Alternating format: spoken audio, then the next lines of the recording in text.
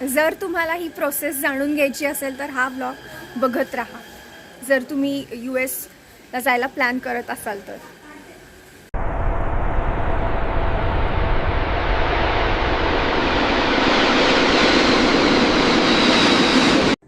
नमस्कार, मी Prachi. Welcome back to my channel. तर हा व्लॉग आहे US टुरिस्ट व्हिसा इंटरव्ह्यूच्या प्रोसेसबद्दल, त्याची प्रोसेस कशी असते किंवा त्याच्यासाठी काय काय करावं लागतं. तर मी आता जाणार आहे बँड्रा कुर्ला कमर्शियल कॉम्प्लेक्सच्या व्हिसा ऑफिसमध्ये. सो आम्ही दुपारी साधारण पोस्ट लंच मुंबईला जायला निघालेलो आहोत. सो बघू आता किती वेळ लागतो आहे. आम्ही आदल्या दिवशीच मुंबईला जायचा प्लॅन केलेला आहे, म्हणजे पुढच्या दिवशी आमची बायोमेट्रिक्सची अपॉइंटमेंट आहे. तर आम्ही 2 वाजता वगैरे निघालेलो आहोत दुपारी, आणि आमचं काम डायरेक्ट उद्या सकाळी आहे, त्यामुळे आम्हाला तोपर्यंत तिथे जाऊन जरा सेटल होता येईल. तुम्हीसुद्धा असंच सेटल होण्याच्या दृष्टीने थोडं आधी जर निघालात तर तुम्हाला पण तिथे काय तुमची राहायची सोय असेल, जेवण वगैरे करून आरामात एक झोप झाल्यावर रात्री मग तुम्हाला तसं पुढच्या दिवशी कामं ते बायोमेट्रिक्स करायलासुद्धा चांगलं वाटेल. साधारण आमचा अर्धा प्रवास झाला होता आणि संध्याकाळ पण होत आली होती, त्यामुळे आम्ही इथे ब्रेकसाठी थांबलेलो आहे.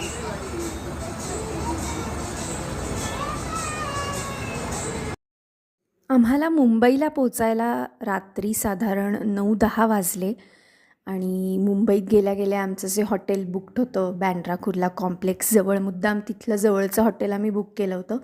तिथे आम्ही जाऊन जेवण केलं, आणि पुढचा दिवस आम्ही बायोमेट्रिक अपॉइंटमेंटसाठी निघालेलो आहोत. तिथे साधारण एवढी गर्दी आहे, बाहेर क्यू आहे, आणि तिथे आत मोबाईल वगैरे काहीही अलाउड नाही आहे. त्यामुळे तुम्हाला एकतर कारमध्ये किंवा मग तिथला लॉकरमध्ये फोन ठेवावा लागतो. सो आमचं बायोमेट्रिक एक दीड तासात झालं. मग पुढे आम्हाला काही काम नव्हतं. आमची विजाचा इंटरव्ह्यू त्याच्याही पुढच्या दिवशी होता, त्यामुळे आम्हाला मुंबई फिरायला मिळाली थोडी. मग आम्ही ते झाल्यावर हॉटेलवर जाऊन लंच केलं, आणि लंच झाल्यावर जरा ऊन कमी झाल्यावर थोडा आराम करून परत आम्ही मुंबई बघायला बाहेर पडलो. तुम्हीसुद्धा असं मुंबई बघायच्या दृष्टीने सुद्धा गेलात तर तुम्हाला तिथे निवांत वेळ मिळेल. बायोमेट्रिक आणि इंटरव्ह्यू जर का 2 वेगळ्या दिवशी असतील तर तुम्हाला खूपच निवांत तुमचं जर्नी होईल. हे मरीन ड्राईव्हवर इतकं वारं होतं, तेवढं मी वारं कधीच अनुभवलेलं नव्हतं, त्यामुळे माझी काहीशी अवस्था झाली होती त्या वाऱ्यामुळे. आणि शेवटी मी एकदाचा कॅमेरा फ्लिप केला, त्यामुळे मला हा व्ह्यू घेता आला. मरीन ड्राईव्हवर खूप गर्दी होती आणि वारंसुद्धा भयंकर होतं तिथे. शेवटी रात्र झाली आणि आम्ही जेवण करून परत हॉटेलवर गेलो. सो आता आपण बघूया पुढच्या दिवशी काय झालं. आता मी व्हिसा इंटरव्ह्यूला चाललो आहे. व्हिसा इंटरव्ह्यूला आतमध्ये गेल्यावर किंवा इव्हन बायोमेट्रिकला कुठेच फोन अलाउड नाही आहे, त्यामुळे तिथले मला काही व्हिडिओज काढता आले नाहीत. इंटरव्ह्यूलासुद्धा क्यूमध्ये उभं राहून सगळे डॉक्युमेंट्स सबमिट करून आपला नंबर आल्यावर आपला इंटरव्ह्यू घेतात. US टुरिस्ट व्हिसा म्हणजे B2 व्हिसासाठी जे काय प्रोसिजर फॉलो करायला लागतं त्याचं मी फक्त ओव्हरव्ह्यू देते, आणि हे जे प्रोसेस आहे ते सिच्युएशननुसार किंवा पिरियॉडिकली चेंज होतं, तर तुम्ही ते नक्कीच व्हेरीफाय करून घ्या. हा फक्त माझा पर्सनल एक्सपिरियन्स आहे. तुम्हाला आधी फॉर्म भरायला लागतो या प्रोसेससाठी. तो फॉर्म तुम्ही एजंट थ्रू भरू शकता किंवा तुमचं तुम्ही पण भरू शकता. एजंटची वेगळी फी भरावी लागते, आणि फॉर्म भरल्यावर त्याच्यात सगळी जेन्युइन इन्फॉर्मेशन भरावी लागते, आणि त्याच्यानंतर तुम्ही अपॉइंटमेंट घेऊ शकता. अपॉइंटमेंट जर का एजंट थ्रू घेतली तर त्याची फी वेगळी असते, पण ती लवकर मिळण्याची शक्यता वाढते. आणि जर तुम्ही अपॉइंटमेंट घेणार असाल तर तुम्हाला सारखी ती साईट मॉनिटर करावी लागते, आणि थोडा त्यांनी टाईम कन्झ्युमिंग प्रोसेस होते ती.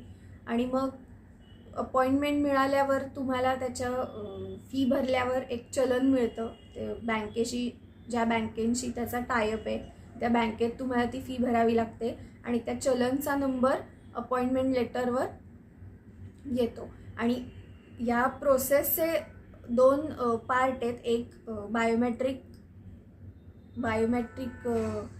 एंट्री आणि दुसरा व्हिसा इंटरव्ह्यू. तर बायोमॅट्रिक ह्याच्या वेळेस फोटो काढतात आणि तुमच्या लेफ्ट राईट हँडचे फिंगरप्रिंट्स घेतात आणि नंतर तुमचा ॲक्च्युअल इंटरव्ह्यू असतो आणि तुम्हाला ज्या पद्धतीने अपॉइंटमेंट मिळेल, कधी कधी ते 4-5 दिवसाच्या गॅपनी, म्हणजे आधी बायोमॅट्रिक मग 4 दिवसांनी इंटरव्ह्यू किंवा लागोपाठ असं पण तुम्हाला जशी अपॉइंटमेंट मिळते आहे त्याच्यावर ते डिपेंड असतं.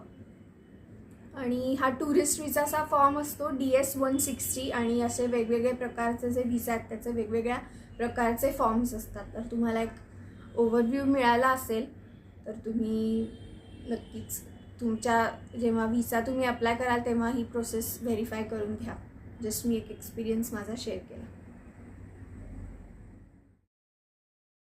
तर तुम्हाला साधारण US टुरिस्ट व्हिसाच्या प्रोसेसची आयडिया आलेली असेल. पण आता ही प्रोसेस अजूनच अवघड झालेली आहे आणि ती पिरियॉडिकली बदलतसुद्धा असते. मी जसं सांगितलं तसं एवढं करून विजा मिळाला का नाही ही वेगळी गोष्ट आहे. पण त्यानिमित्ताने मला तरी मुंबई बघता आली. मी आधी कधीच एवढी मुंबई बघितली नव्हती. तिथले बीचेस आणि मेन म्हणजे तिथलं वारं, हे सगळं मला एक्सपिरियन्स करता आलं.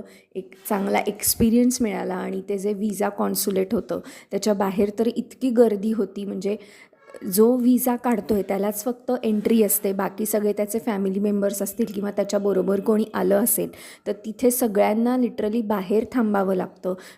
लोक लिटरली एका झाडाखाली तिथे झोपले होते बाहेर, इतकी गर्दी होती.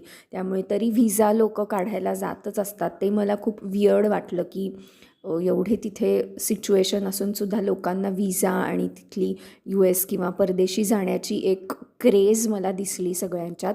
पण आता ती क्रेज मे बी कमी होती आणि लोक परत एकदा काही वेगळ्या ऑप्शन्सचा विचार करत आहेत किंवा लोक स्वतःच्याच देशात परत एकदा यायचासुद्धा काही लोक विचार करत आहेत. तर थोडीशी मुंबई बघून आम्ही परतीच्या प्रवासाला लागलो आणि हा एक एक्सपिरियन्स, सुंदर एक्सपिरियन्स घेऊन आम्ही आलो. आणि शिवाय तिथे सिंगल लोकांना US टुरिस्ट व्हिसा मिळायला खूपच प्रॉब्लेम येतो. एक वेळ पेरेंट्सला इझिली मिळतो सुद्धा, पण जर तुम्ही सिंगल असाल आणि जॉब करत असाल नसाल पण तरी ते त्यांच्याच मनावर असतं की टुरिस्ट व्हिसासुद्धा द्यायचा का नाही. आणि ते इझिली सांगून मोकळे होतात की तुम्ही पुढच्या वर्षी ॲप्लाय करा, नेक्स्ट इयर ट्राय करा, दिस इयर तुम्हाला काही लक नव्हतं पण पुढच्या वर्षी ट्राय करा. पण ही विजा इंटरव्ह्यू आणि त्या सगळ्याची फीच इतकी प्रचंड असते की ते एक सामान्य माणसालासुद्धा परत एकदा ती फी भरून सगळं ट्राय करायला अफोर्डेबल असेलच असं नाही. त्यामुळे तुम्ही तुमच्या डोक्यात अजून काही ऑप्शन्स असतील तरी तुम्ही ते ऑप्शन्ससुद्धा ओपन ठेवा. तुम्हाला जर का व्हिसा नाही मिळाला तर बाकीचे ऑप्शनसुद्धा तुम्हाला माहीत पाहिजेत आणि तुम्ही काय नाराज पण झालं नाही पाहिजे. सो हा व्लॉग तुम्हाला जर का उपयोगी पडला असेल तर तुम्ही हे चॅनल सबस्क्राईब करा आणि या चॅनलवरचे बाकीचे सुद्धा व्लॉग्स आहेत खूप छान, ते सुद्धा नक्की बघा. सो आता आम्ही परतीच्या प्रवासात आहोत आणि एक चांगला एक्सपिरियन्स किंवा एक चांगला अनुभव म्हणू नका किंवा मुंबई थोडीशी बघायला मिळाली मला.